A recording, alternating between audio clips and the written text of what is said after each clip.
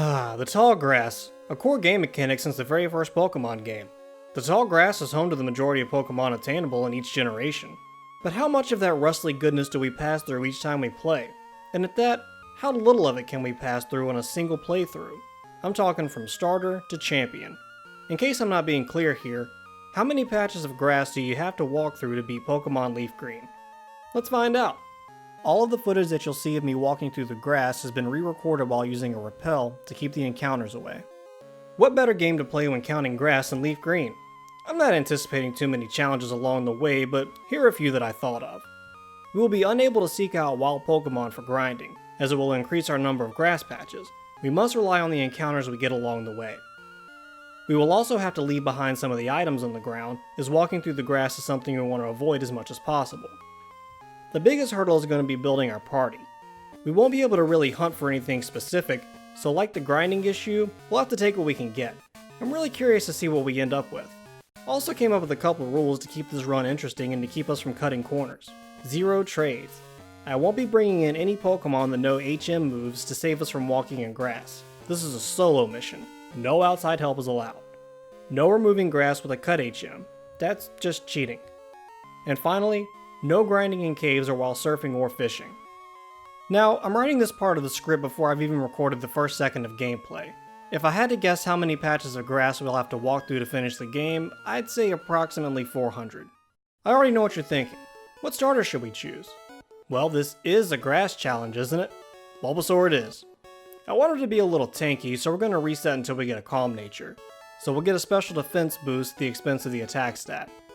Our rival naturally chooses Charmander and proceeds to beat me several times.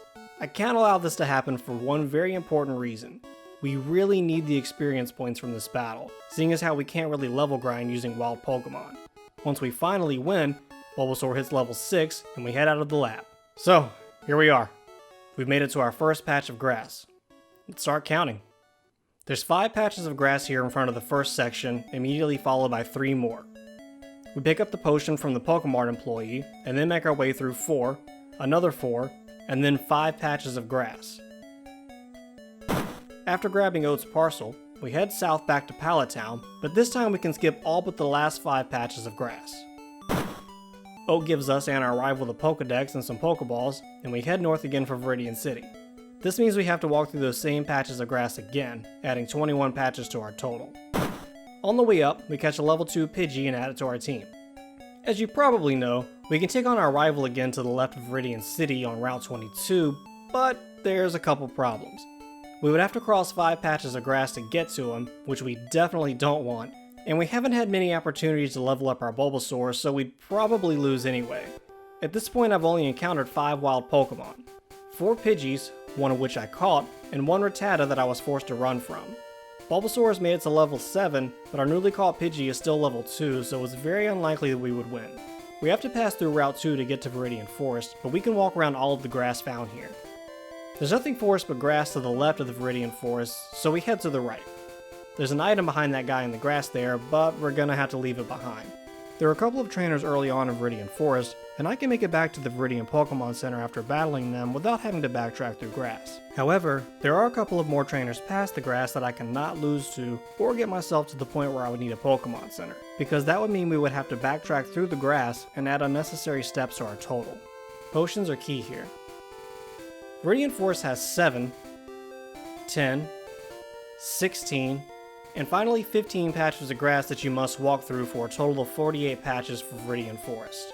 While in the forest, we run across a level 4 Caterpie and add him to the team. Route 2 continues on the other side of the forest, and just like the first part of the route, we can walk around all of the grass. It's time to take on the first gym. I'll be relying on the switch out method for leveling my weaker Pokemon in this run. I start off with Caterpie and switch to Bulbasaur, who is now level 11 and knows Vine Whip. Geodude goes down with a single hit, and we send Caterpie back out for more experience. Bulbasaur then brings down Onyx once again with a single Vine Whip, and Caterpie hits level 8 and evolves into a Metapod, while skipping his trademark move Harden. With our first badge obtained, we press on towards Mount Moon, battling all the trainers on Route 3 to level up our team. Like Route 2, all of the grass here can be easily avoided. While battling the trainers on this route, our Metapod evolves into a Butterfree and learns Confusion. We stop into the Pokemon Center outside of Mount Moon and cheat this guy out of a Magikarp. What a sucker, he only charged me 500 Pokédollars. Now that we're in Mount Moon dealing with Team Rocket, I want to remind you that we cannot battle wild Pokemon here for experience, for no other reason than to add a small level of challenge to this run. We can only battle trainer Pokemon and Pokemon we encounter in the grass. If we decide to add a Pokemon from Mount Moon to our team, we have to catch it. If we accidentally make it faint, earning us XP, we have to load our most recent save file. We battle all of the trainers at Mount Moon, switching out Magikarp to get him caught up to the rest of the team. Mount Moon leads to Route 4, which has some grass, but it's not bothering us, so we're not going to bother it. We head straight to Misty to battle for our second gym badge. Bulbasaur is the obvious choice for this battle. First up is Staryu, who has us out-leveled and outsped. It uses Harden, and we test its newfound defenses with a Bullet Seed, which we found the TM for in Mount Moon. It gets the job halfway done, and Staryu retaliates with a Water Pulse. It only hits us for 8 HP, and we finish off Staryu with another round of Bullet Seed. Unfortunately though, Bulbasaur can't quite finish the job, and Starmie overpowers us. Since we can't out-level Starmie, we'll have to out-strategize it. Like before, we start off with Bulbasaur and take out Staryu with 2 rounds of Bullet Seed. Staryu hits us twice with Water Pulse, nearly cutting our HP in half. However, this time, we send out Butterfree and poison Starmie with Poison Powder, despite being confused from Water Pulse. Starmie takes out Butterfree and we send out Magikarp to stall so we can heal Bulbasaur with a potion.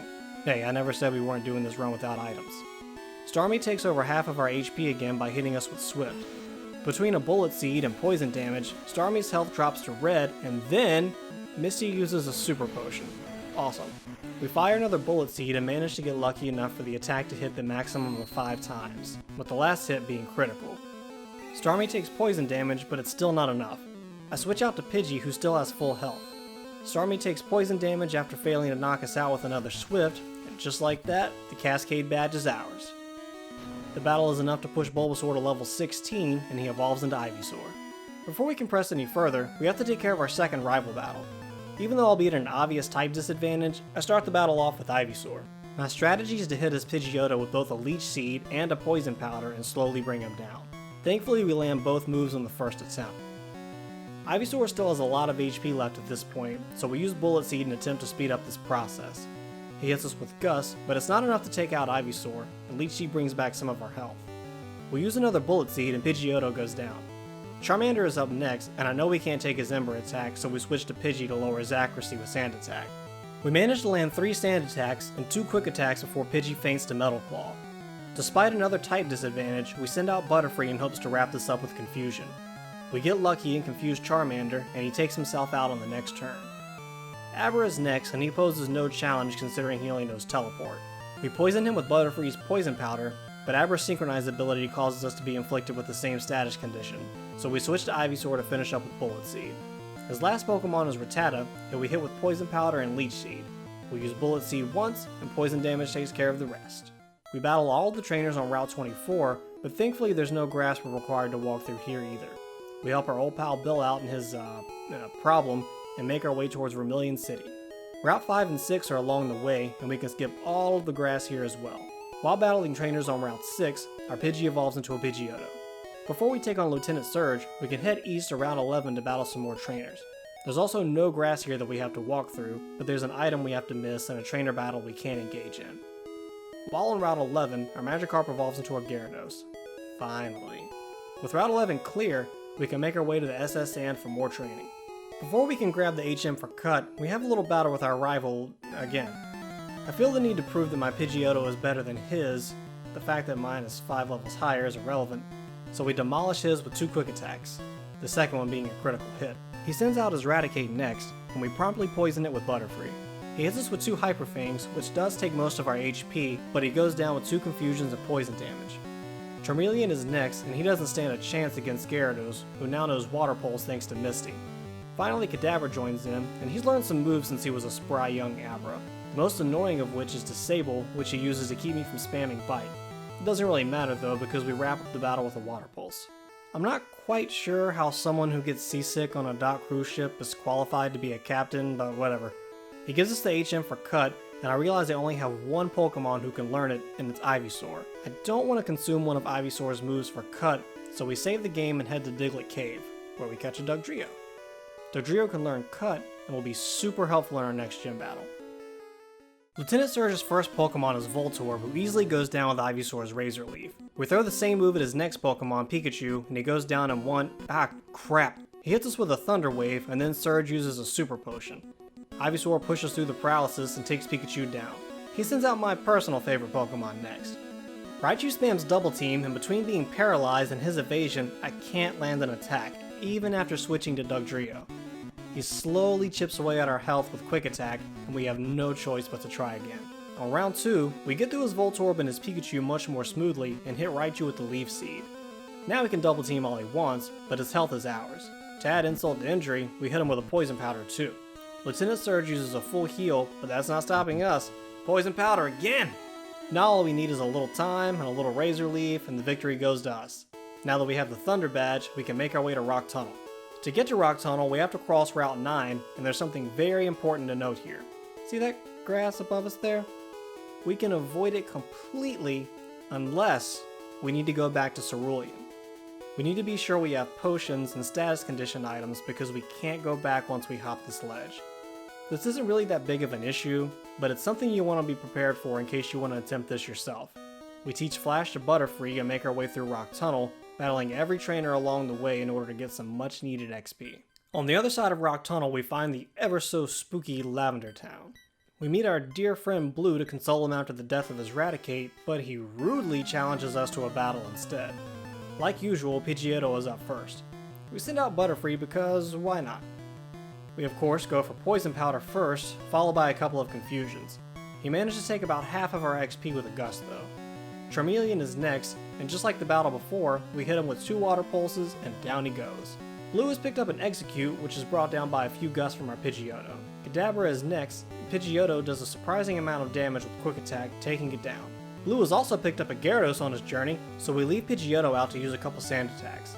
It didn't do us much good though because he uses Thrash, and he does quite a bit of damage even after we switch to Ivysaur. We hit him with a Poison Powder, and he becomes confused after thrashing. He goes for Thrash again but misses. We switch out to our Gyarados, manage to avoid another Thrash thanks to Sand Attack, and go for a Dragon Rage. This brings his Gyarados down to the last sliver of his health, and poison damage takes care of the rest. We can't complete the Pokemon Tower without the Silph Scope, so we may as well come back to this location later. For now, we'll head west onto Route 8 and battle some more trainers. Route 8 has this large grassy area in the middle that can only be accessed with Cut, so we can easily avoid it. The underground path here leads us to Route 7, where again we don't have any grass we must walk through. There's a lot less grass in this game than I remember, but let's press on.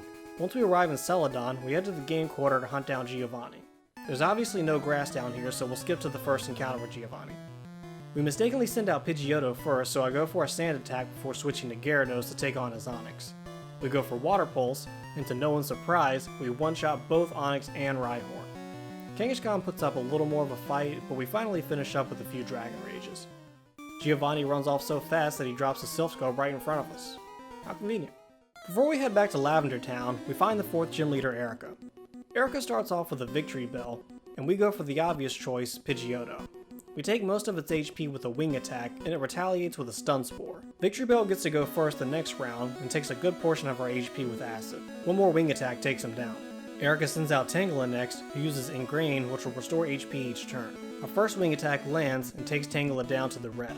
It regains a bit of health and uses Constrict, which practically does no damage. It only takes another Wing Attack to get her to a third and final Pokemon, Vileplume. Vileplume hits us with 2 acids before we can retaliate thanks to being paralyzed. We take more than half of Vileplume's HP, and it almost takes us out with a final acid. We hang on by a thread and claim the victory, and the Rainbow Badge. If we head west from Celadon, we can cross Route 16 to grab the HM for Fly. There is some grass here, but again, it's easily avoided. I forgot to grab the bike from Cerulean, so we head back to the Pokemon Tower to save Mr. Fuji. After a quick battle with a horrifying Marowak and Team Rocket, Ivysaur evolves into Venusaur. Mr. Fuji gives us the Pokeflute as a thanks for dealing with that demonic Marowak, so we head south and use it to wake up Snorlax. I decide not to catch it though, and continue my way south through Route 12, 13, and 14, battling more trainers and still avoiding all of the grass. You actually have to go out of your way to get into the grass here. While battling the trainers in this area, our Pidgeotto evolves into Pidgeot. We head through Fuchsia City to battle 2 trainers on Route 18, but the third one is out of reach due to the grass. With most of the nearby trainers dealt with, we head to the Fuchsia City gym and challenge Koga. Koga kicks things off with a Coughing while we choose Butterfree. We attack first with a Psybeam and take Coughing out in one shot. Muck is up next, and we take out most of his HP with a Psybeam, but he does manage to hit us with Toxic. Koga uses both of his Hyper Potions on Muck, and Butterfree finally falls. I send out Gyarados to finish up Muck with the Dragon Rage, and Koga sends out a second Coughing. We hit him with the Dragon Rage, and he spits Sludge in our face. Have another Dragon Rage. Koga's final Pokemon is Wheezing, who we outspeed. We go for Dragon Rage again, and he goes for Toxic. We throw another Dragon Rage his way, and he throws back a Smokescreen. We miss our next attack, and he hits us with Sludge, forcing us to switch to Venusaur. Venusaur gets hit with Sludge, which does more damage than I was expecting, but there is a pretty big level difference. We use Razor Leaf, but one isn't quite powerful enough to finish the job, so we take another Sludge and fire back with the final Razor Leaf. Koga forks up the Soul Badge and the TM for Toxic. It's been a while since we've touched a patch of tall grass, huh? All the way back in Viridian Forest. That means we've collected 5 badges without walking in any grass at all, and we could go battle Sabrina and make it 6. But we're gonna head north to the Safari Zone instead to grab Surf and the Gold Teeth. In the first area of the Safari Zone, there are only 2 patches of grass that we have to walk through to continue. The second area has 10 patches of grass and an item we can't reach. A little further up, we have 3 patches, followed by 9 more. The next section has 7 patches, followed by 4, 3, another 3, and finally 4 patches of grass for a total of 45 for the Safari Zone. We find the Gold Teeth in the final area, and head into the shack to grab the Surf HM. We don't want to walk back through any more grass, so we just run from side to side like an excited kid to burn out our steps. We give the Warden his teeth in exchange for the Strength HM, and make our way to Saffron City. Our first stop here will be the Fighting Dojo, where we battle our way for a prize Hitmonchan. We can't challenge the gym leader yet, so we head over to Silphco where Team Rocket is begging to give my team more XP. After battling what feels like an endless amount of trainers, we reach our next rival battle. Me, thinking I'm being clever because of Thunder Punch, promptly send out Hitmonchan to his death. Forgot flying types had type advantage over fighting types for a second there. Hitmonchan doesn't have stab for Thunder Punch either, so whoops. We switch to Gyarados and spam Surf until Pidgeot falls. He sends out his Gyarados, so we send out, well, Pidgeot. I didn't even realize we swapped roles until I was editing this. We go for a couple sand attacks to try to ruin his accuracy, and then use Fly, which doesn't really do too much damage. He brings our Pidgeot down to very low HP, and I realize we're not going to win this fight and reset. This time around we send out Gyarados first, and take out his Pidgeot by spamming Surf again. He goes for his Gyarados next, so we switch out to Venusaur and promptly engage with our Poison Powder Leech Seed strategy. We land a crit with Razor Leaf, and Leech Seed and Poison Powder takes care of the rest. Next up is his Execute, so I switch to Pidgeot and use Fly. One isn't enough though, and he retaliates with a Stun Spore that misses. We hit him with Wing Attack, and down he goes. His Kadabra is all grown up now and has become an Alakazam. We switch to Gyarados to cut his attack with Intimidate, and begin to use Bite since it has type advantage over Alakazam. It doesn't really do as much damage as I thought it would though, so we switch to Surf for 2 turns while he keeps trying to use Future Sight. We use Bite one last time, and Alakazam goes down. Alakazam isn't the only new grown-up on his team though. Charizard is up next. He outspeeds us and uses Wing Attack, which doesn't do too much damage. We go for Surf, and then promptly get hit by Future Sight and another Wing Attack, tanking our HP. Thankfully we have just enough to attack once more, using Surf to finish Charizard and this battle. Like most office buildings, there's no grass here, so let's jump right to the next major battle in the game. Giovanni Round 2. We start with Dugtrio because she's starting to fall behind the rest of my team as far as leveling. Giovanni uses Nidorino and misses his first attack because we use Dig, which takes a little more than half of Nidorino's HP. Nidorino's ability is Poison Point, which poisons Dugtrio. We go for another Dig, which takes Nidorino down. Kangaskhan is next. We decide to go the strategic route and use Mud Slap twice to lower her accuracy before she uses Mega Punch and knocks Dugtrio's lights out. I should have switched to Hitmonchan, but I stayed up pretty late recording this stuff, so my brain told me to use Venusaur. Turns out my brain was onto something because Razor Leaf landed a critical hit. Kangaskhan uses Mega Punch again and takes a good chunk of our HP. We go for Razor Leaf again, but no luck getting a second crit.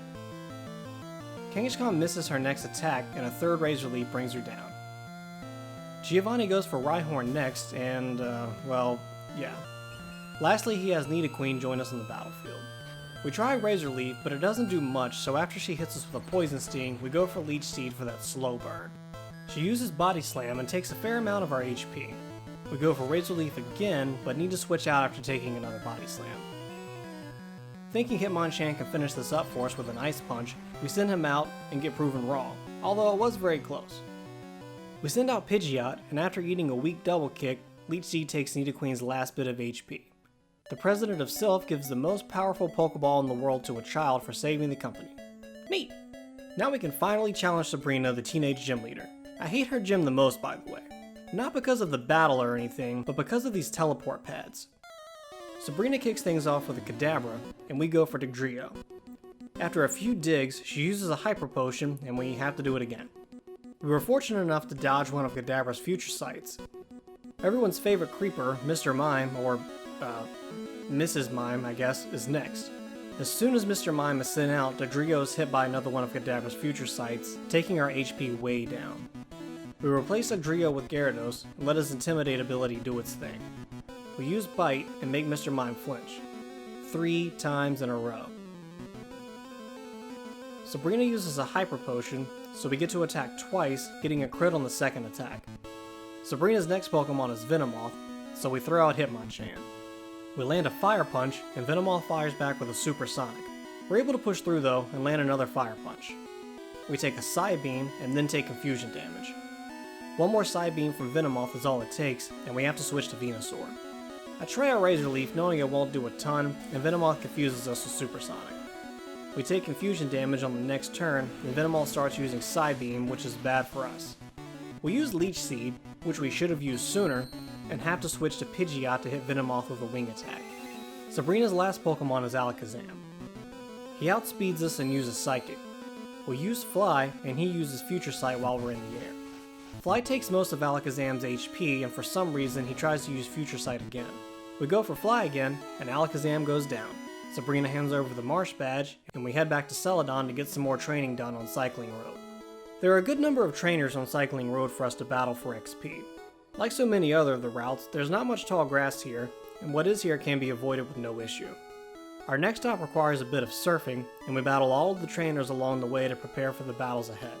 Once we make it to Cinnabar Island, we have to head into the Pokmon Mansion to find the key to the gym. I guess there's no way for the trainers or Blaine to open the doors from the inside. There's a handful of trainers here for us to battle for some XP, and a key to the gym can be picked up at the end. Now that we have the key, we can save all those poor people trapped in the gym and also battle Blaine for a Volcano Badge. He goes for Growlithe first, while we pick up Dugtrio. We use Dig and take a pretty significant amount of HP. He goes for a Fire Blast and brings us down to his level. We follow up with another Dig, and Growlithe goes down. Ponyta is next, and Dig takes him down to a little less than half of his health. Like Growlithe before him, he goes for a Fire Blast and takes us out. The obvious choice here is Gyarados, so we fire off a Surf and Ponyta falls. Rapidash is next in line. He outspeeds us and goes for Fire Blast, which only hits Gyarados for 20 HP. We retaliate with Hydro Pump, which nearly takes him out, but gets him just low enough for Blaine to use a Hyper Potion. We use Surf and get Rapidash's health pretty low again. He uses Stomp, which we laugh off with a Surf. Blaine's final Pokemon is Arcanine, whose Intimidate ability cuts our attack, but that's okay. We outspeed him and use Hydro Pump. He uses Takedown, which doesn't do too much damage, but we miss our next Hydro Pump. He misses his next Takedown, giving us a clear shot for another Hydro Pump. Just like that, we claim the Volcano Badge from Blaine. There's not much else for us here, except for Bill trying to get us to go to the Sevi Islands. We tell him to kick rocks and fly to Viridian for the final gym battle. Wait, Giovanni is the last gym leader? What a twist! He starts off with Rhyhorn, and we start with Gyarados, who outspeeds his opponent. We send a Surf Rhyhorn's way, and down he goes. We must be experiencing deja vu because Giovanni's next Pokemon is Rhyhorn, who again goes down with one Surf. His Dugtrio is next, and he managed to outspeed us and use Slash. It does very little damage, and we launch another Surf to show him how it's done. Giovanni uses Nidoqueen next. We're still in our first Pokemon, so we're doing pretty well. We use Hydro Pump, which takes her down to very low HP, but that just means that Giovanni is going to heal. Nidoqueen uses Body Slam, and Gyarados becomes paralyzed. Sure enough, Nidoqueen is healed with a Hyper Potion, so we use Surf this time to try to avoid the risk of Hydro Pump missing. She goes for Body Slam again, not dealing much damage, so we try for Surf again, and she falls. Giovanni's last Pokemon is Nidoking. Gyarados is still hanging in there, so I keep him out. Nidoking uses Thrash, but doesn't deal very much damage. We fire back with a Surf and land a crit. Piece of cake. We've now acquired all of the gym badges and can see the light at the end of the tunnel. But before we can see the literal light at the end of the tunnel, we have to head back to Route 22 for another battle with our rival. Standing between us is 5 patches of grass. Here's the thing about this patch of grass though. There's no Pokemon Center beyond it until you make it to the Indigo Plateau.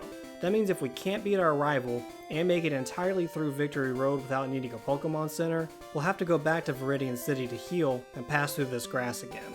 That's not what we want to happen, so we make sure to buy plenty of revives, potions, and status condition items to ensure that we won't have to turn around. As always, our rival starts with his Pidgeot, so we do the same.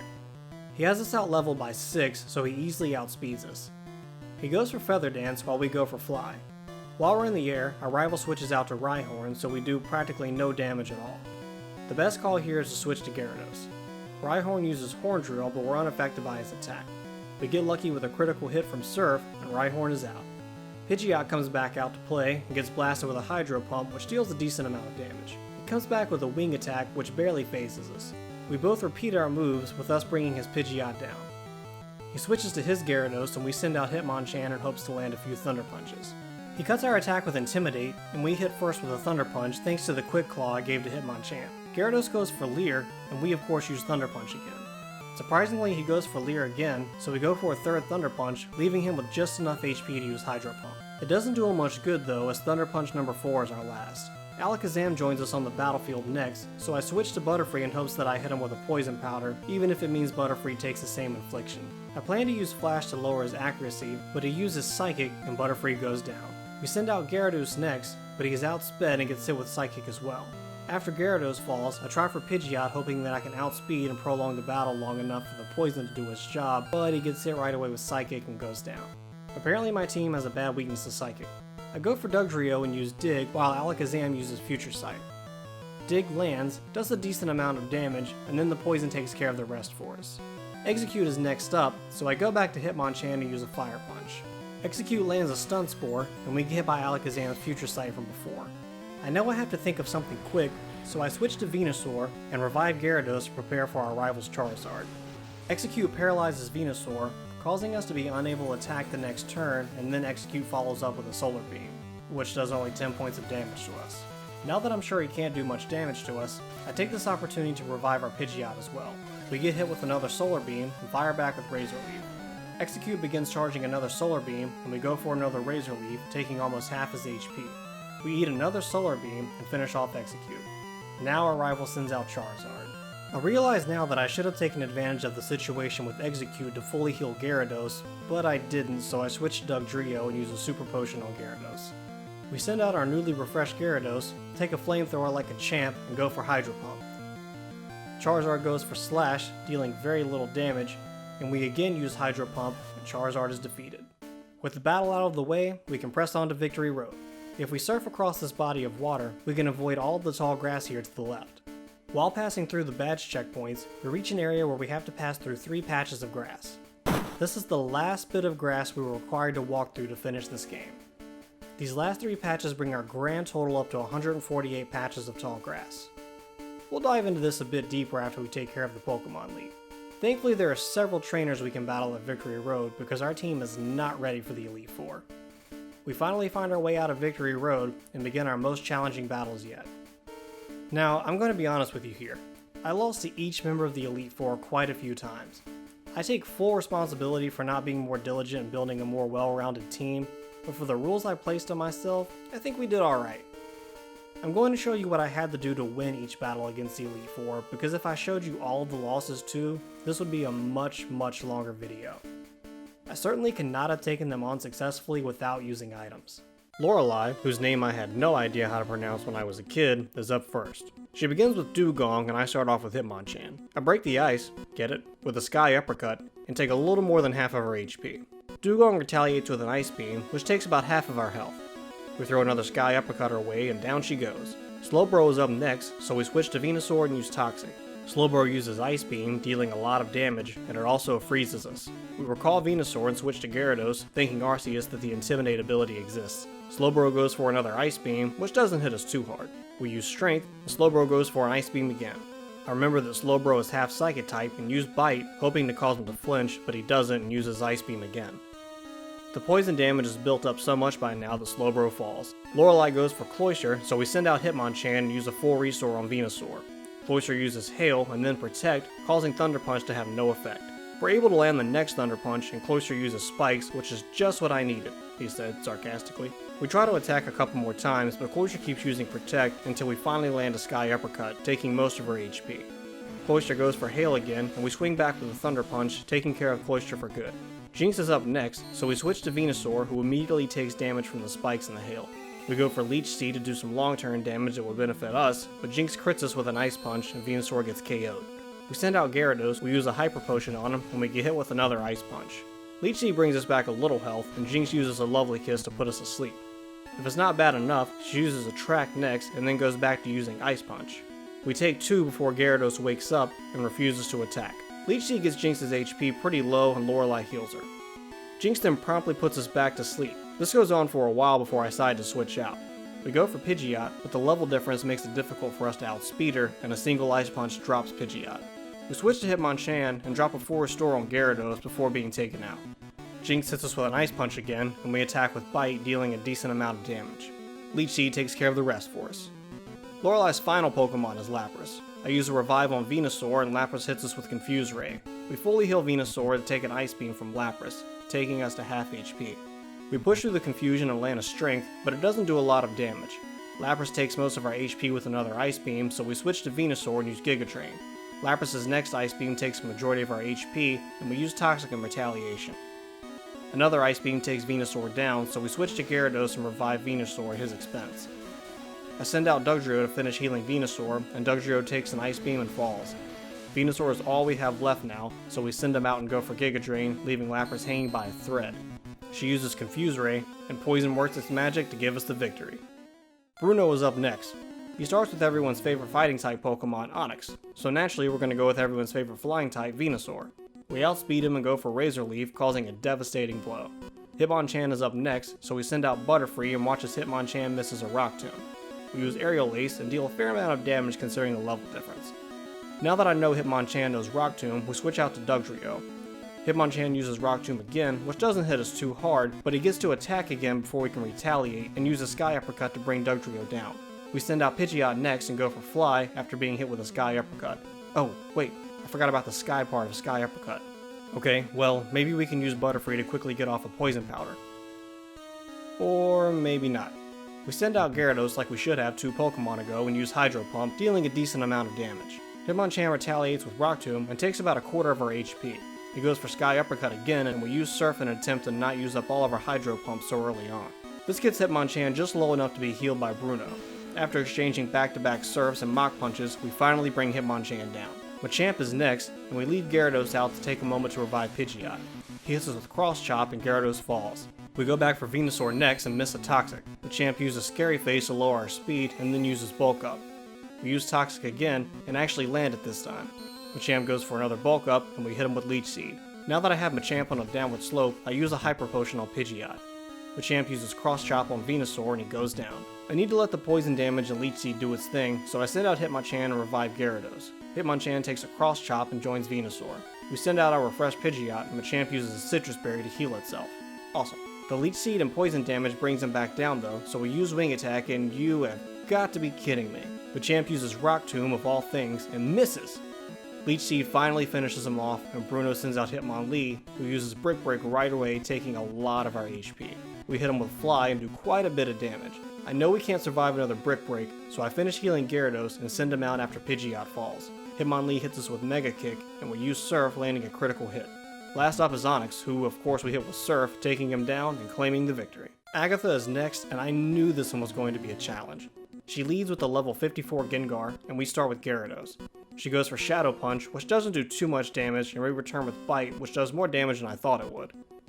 Gengar goes for Confuse Ray, but we push through and use Bite again. Gengar goes for another Shadow Punch, and we go for another Bite, pushing through the confusion once again. This takes him down into that famous full restore zone, and we go for Bite again. He's back to Shadow Punches, and this time Confusion gets the best of us, and we inflict damage on ourselves. Gengar uses Double Team this round, and we snap out of Confusion and use Bite. We take another Shadow Punch, and I'm forced to pull an Agatha and heal Gyarados. He gets 2 Shadow Punches off on us, and we come back with Bite, and down Gengar finally goes. Agatha sends out Golbat, and we switch to Hitmonchan for some Thunder Punches. He outspeeds us and uses Air Cutter, dealing a ton of damage. We decide to send out Pidgeot, who takes an Air Cutter right away. Golbat misses his second Air Cutter against Pidgeot and gets hit with Double Edge. It does some pretty decent damage, but we also take damage using it. Golbat continues to use Air Cutter, getting us low, but not too low. We use Double Edge again, and this time Golbat goes down. Next up is Arbok. Our health is pretty low, so we drop a Hyper Potion on Pidgeot. Arbok uses Iron Tail, landing a crit, taking way too much of our HP. I'm forced to heal again, and Arbok misses his next attack. He goes for Screech to lower our defense, and we come back with Double Edge, which doesn't do quite as much damage as I was hoping. Arbok hits Pidgeot with a Sludge Bomb, which hits us for crazy high damage, and Pidgeot is taken out. We send out Dugtrio and use Earthquake, shaking Arbok's HP down to the red. He uses Iron Tail and sends us into the red right back. We're not taking any chances here, so we go for Earthquake again, and Arbok doesn't stand a chance. Haunter is up next. We take an opportunity to heal up, and Haunter uses Mean Look to keep us from switching out. Joke's on him though, because Dugtrio's Arena Trap keeps him from switching out too. We go for Earthquake, only to be reminded that Haunter's ability in this game is Levitate. So it turns out the joke's actually on us, because not one of Dugtrio's attacks will hit Haunter. We're forced to wait for Haunter to take Dugtrio out with Hypnosis and Dream Eater. We switch out to Gyarados next, and Haunter hits us with Hypnosis. We use an Awakening to get Gyarados back into the fight, and Haunter uses Curse. Curse damage adds up quick, so we send out Butterfree, who is then trapped by Mean Look and then put to sleep with Hypnosis. We use another Awakening, which causes Haunter's Dream Eater to fail now that Butterfree is awake. We go for Psybeam, which hits Haunter pretty hard, but not quite hard enough, and Agatha uses a full restore. We hit Haunter again with a Psybeam, and then get trapped in a cycle of Hypnosis and using full heals to wake up Butterfree. This happens quite a few times until Haunter misses Hypnosis, and we hit her with another Psybeam. With Haunter out of the way, we just have to deal with a level 58 Gengar. Gengar uses Sludge Bomb right out of the gate and lands a critical hit. We send out Hitmonchan in order to fully heal Gyarados to get him battle ready. Gengar uses Shadow Ball and Hitmonchan falls. We send out Gyarados, who also takes a Shadow Ball, but it doesn't do too much damage. We use Bite, hoping to get Gengar to flinch, but he doesn't and uses Sludge Bomb. Sludge Bomb doesn't do too much damage either, so we go for Bite again. Gengar puts Gyarados to sleep with Hypnosis, but I have plenty of full restores for just such an occasion. We assumed he was going to go for Dream Eater, but he uses Sludge Bomb, followed by another Hypnosis, so we have to heal again. Gengar uses another Sludge Bomb, and this time we get afflicted with Poison. Gengar uses Shadow Ball, taking our health slightly below half, and then takes a bite from Gyarados. Gengar restores HP with a Citrus Berry, and uses another Sludge Bomb. It doesn't take Gyarados out, but the poison damage does.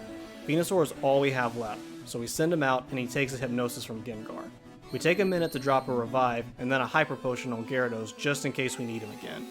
Between all of the healing, Gengar has been pelting us with Sludge Bomb, and Venusaur falls, forcing us to go back to Gyarados. Gengar hits us with a couple of Sludge Bombs, and we land a Bite, finally ending the battle and giving us the victory. We finally reached the last member of the Elite Four, Lance. Lance starts off with Gyarados, and we start off with Venusaur. Gyarados goes first and hits us with Bite, and we hit back with Toxic. He uses Dragon Rage, and we hit him with Leech Seed to finish up our famous combo. Gyarados goes for Bite again, and we use Giga Drain to recover some health. Leech Seed and Poison damage works as magic just enough for Lance to need to use a full restore. I'm actually fine with that, because he's burning one of his full restores early on. The Razor Leaf we had queued up lands, and Gyarados uses Bite, causing Venusaur to flinch. Gyarados uses Dragon Rage, and we hit him with another Toxic. Gyarados lands a critical hit Bite on us, so we return the favor with a critical hit Razor Leaf. Leech Seed does its job, and Gyarados falls. Lance goes for Aerodactyl next, so we go for Gyarados. We get hit with a super effective Ancient Power, and fire back with a Blizzard, which doesn't do too much damage. I press my luck and try for another Blizzard, but we get hit with another Ancient Power, and Gyarados falls. We go for Pidgeot next, but Aerodactyl is too fast for us to strike first, and we take another Ancient Power. We try for Double Edge, but it's practically useless, and another Ancient Power takes Pidgeot out. Hitmonchan is next on our side, who gets hit by a Wing Attack but hangs in there like a champ. We fire back with an Ice Punch, not dealing much damage but enough to make some progress. Hitmonchan doesn't stand a chance at this point, so I use a Revive on Gyarados right before Aerodactyl goes for the most overkill moment in this whole battle and uses Hyper Beam. Aerodactyl has to recharge, so we send out Venusaur long enough to use Toxic and then switch to Butterfree. My plan was to get a Psybeam off, but Aerodactyl goes for Wing Attack and Butterfree can't hang. Dugtrio is next, who hangs around long enough for Aerodactyl to take some poison damage, but gets hit with a Hyper Beam and goes down immediately. We send Venusaur back out, and poison damage finishes off Aerodactyl. Lance sends out Dragonite, but we keep out Venusaur so that we can land a Toxic. He comes back with Wing Attack, and Venusaur is out.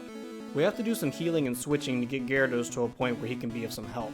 We send him out and land a Blizzard, bringing down Lance's strongest Pokemon. He sends out a Dragonair next, who we hit with another Blizzard. Dragonair retaliates with a Thunder Wave and paralyzes Gyarados. Dragonair uses Safeguard and we're unable to attack thanks to the paralysis. Dragonair kicks off an Outrage, dealing only a little damage, and we come back with Blizzard to take him out. Lance has one more Dragonair up his sleeve. I'm unable to attack again, and this Dragonair kicks off Outrage too. We drop a full restore on Gyarados and take another Outrage from Dragonair. His Outrage train ends, which causes him to become confused. We hit him with Strength because one Blizzard won't do the trick.